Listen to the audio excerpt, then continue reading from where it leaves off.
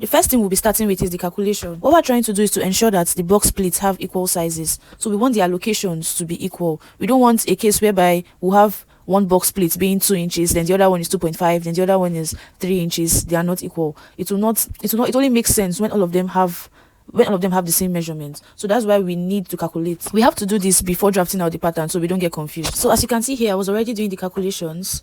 I started with the bust, and the bust measurement I worked with was 30 inches. So I'll just give you a summary of the formula. I had to do a lot of calculations to get here. So the summary of the formula basically is the measurement you're working with, whether be it the bust, the waist, and the hips, because we're going to be doing them separately. We're going to be calculating for the bust separately, for the hips separately, and for the waist separately. So the first thing we're going to be doing is to divide. Okay, let's say we're starting with the bust measurements now, right? So we're going to have to divide the bust measurements by 4 first. Then we keep that value aside. So the formula here now is 5a over 2 is equal to that measurement that you divided by 4, and our bust here is 30 inches, right? So when we divide 30 inches by 4, we have 7.5. So 5a is equal to that value that we got, which is 7.5. So you would be wondering why we have a, what does a mean, what does b mean? So I'm going to be attaching a picture to show you why I have a and b. So basically, a is the part of the pleat that goes to the sides, while b is the part of the pleat that is at the center. Okay, so now since we're already calculating for the hips here, remember that I said that whatever we are going to be using, we're going to be dividing it by 4, and the hip measurement according to what I'm calculating here is 32 inches. I have to divide it by 4 to get 8 inches.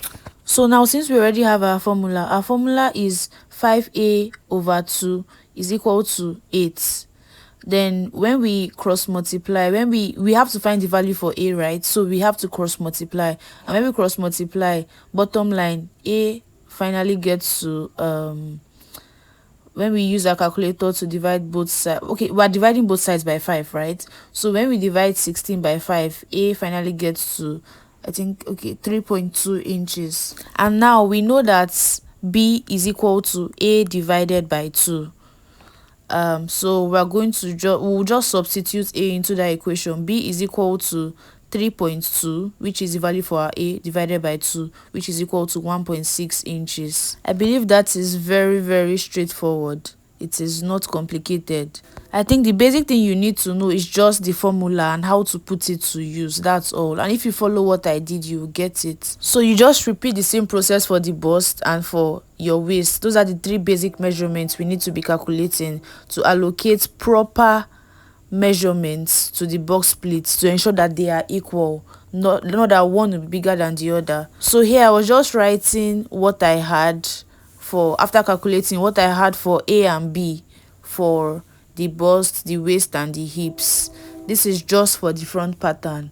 I've gone through the stress for you, so you have the formula already. You just have to calculate, just put it to, just make use of the formula that I've given you already, which is 5a over 2. Okay, I didn't explain the reason why we have 5. The reason why we have 5 is because we are going to be having 5 pleats at the front on the front pattern. So that's why it is 5a. Depending on how many pleats you want to put at the front, that's what to determine if it's 5a or 6a or 4a, like that. So since we have our values ready, we'll just transfer it to our pattern paper. For the pattern drafting, we'll be starting with drafting out the basic bodies of the client, of the person. While doing this, we have to take note of the fact that we are working with high neck. We are working with a very high neck. So I used 2 inches for the neck depth. After marking the neck, I'll just go ahead to mark the bust, the waist, and the hips. Then we connect those points. After doing that, to form the armhole, we are not connecting the armhole we're not connecting from the shoulder to the chest line. We're actually going to connect from the shoulder to the bust line, because that's how the style inspiration is. It is actually lower. The armhole actually goes lower than it's supposed to be, so that's why we use the bust point. After doing that, we're just going to go ahead to mark out the darts. Then of course we cut it out. We cut out the darts and we close them up. After cutting out the basic bodice pattern, then we go ahead to cut out the darts and close them up using whatever tape that you have. Here I use the paper tape to close it up, both the side darts and the waist darts. After closing the darts, this is what we should have. And I just went ahead to trace out the lines properly so that I don't make mistakes. And the next thing we'll be doing is to make use of those measurements that we calculated earlier. Remember that we're going to be placing the value of b at the center and a will be at the sides. So I was just doing that here. For the hips, we had B to be 1.6 inches. I marked that there. Then A was 3.2 inches, and I also did that there. So for the bust measurement, I'm just going to transfer it to the upper part so we can form a straight line from there, because the gown is going to be cut from the top to the bottom. After putting all the allocations, then I just went ahead to connect all the lines together, as you see me doing here. Of course, after doing that, after we have a straight line, we'll just go ahead to cut the lines out.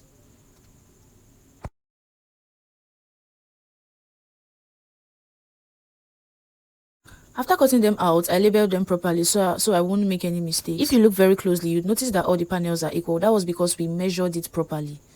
This is the part where the box pleats comes in. According to the style inspiration, the pleats did not start exactly on the hip line. So what I did was just to come down by 1.5 inches. I went down by 1.5 inches below the hip line. I did that for all the panels. Actually, I should have done it before cutting it out, but I forgot. So I just had to do it on everything.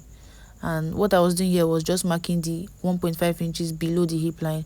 Then after marking them, I drew a straight line from there. Everything has to be equal so that the pleats will not be looking disorganized. Everything will start from the same point. The next thing to do is to measure what we have from that 1.5 inch that we took down to the bottom of the gown. And what I measured was 6.5 inches. Now this is the part where it becomes interesting because we are constructing here.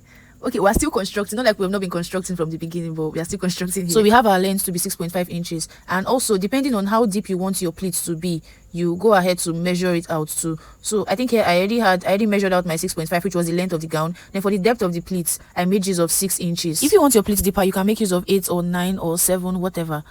Now these are the pieces I cut out. I had 6 of them. Each of them had a length of 6.5 and a pleat depth of 6 inches. So what we're going to be doing now is to attach them. We'll be attaching it from that 1.5 points to the down to the end of the gown. And please, before you do this, ensure that the pattern is arranged according to how it's supposed to be. That is very, very important. The attachment will start at the side of the gown because there is going to be a pleat there at the side. This is a very, very serious business, so you have to be very careful with it when you're doing it. You can do this attachment with a paper tape or a sellotape, any one that you have, please use it. So you're just going to do the attachment as you see me doing. Ensure that it is following the line. Ensure that it is following the line on the gown. All of them are following the line that you've marked, that 1.5 below the hips, that line that we marked earlier. Ensure that everything is following it, please. It is very important. If you want your work to come out neat and you want your pleats to all your pleats to follow on the same line, you have to be very, very careful here when you're attaching. So I'll just go behind the camera, do the rest, and show you what I have. And this is what you should have when you're done joining all the pieces together. See how beautiful it looks, right? And also don't forget to add the piece to the side. The essence of adding it is because there's supposed to be a pleat on the side. Every part, every joining on this particular gown is supposed to have a pleat. So that's the essence of adding the pleats, the piece to the side. And also ensure that when you are cutting this piece, this pattern, by the time you pin the pattern on the fabric you want to work with, please do not forget to add allowance for each of the sides. For the sides you'll be joining, ensure that you add a ½ inch allowance. Then for the side that's going to the down, for the lower part, that's for the bottom of the gown, ensure that you add about 1 inch allowance there for toning. If you watched to this point, be kind enough to like this video, subscribe to this YouTube channel so you can get notified whenever we drop another helpful video. The next video I'll be uploading will be for the back pattern. Remember that this is just for the front pattern. Thank you so much for watching, and I'll see you on the next one. Bye.